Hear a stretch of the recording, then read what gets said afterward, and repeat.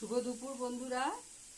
আজকে আমি লাঞ্চে দই কাতলা বানাচ্ছি, এটা আমি তোমাদের সাথে শেয়ার করছি। তো প্রথমে আমি এখানে ফোড়নে দিয়ে নিয়েছি গোটা গরম মশলা।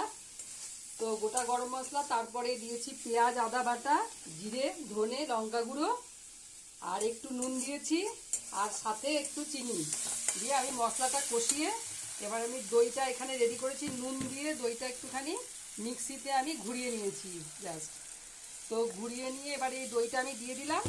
এবারে এই দইটা ধুয়ে, মানে দইয়ের জায়গাটা ধুয়ে একটুখানি জল, বেশি জল দেওয়া যাবে না এটাতে, অল্প জল দিয়ে আর আমি এবারে এই মাছগুলোকে এখানে, এটা যখন ফুটে উঠবে একটু, আমি মাছগুলোকে দিয়ে দেবো। দই দিয়ে এবারে যখন একটু ফুটে উঠেছে তখন আমি মাছগুলো এর মধ্যে দিয়ে দিচ্ছি। মাছগুলো দিয়ে গ্যাসটা একদম সিমে থাকবে।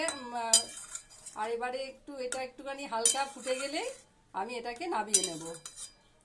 আমি গ্যাসটা সিমেই রাখবো, এটাকে বাড়াবো না, বাড়ালে দইটা কেটে যাওয়ার সম্ভাবনা থাকে।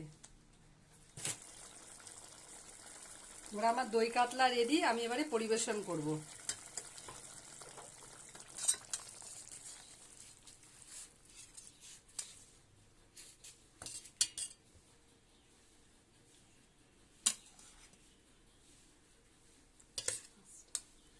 আর আমি মাছটা আগে একটু ভেজে রেখেছিলাম, সেটা আমি বলতে ভুলে গেছি।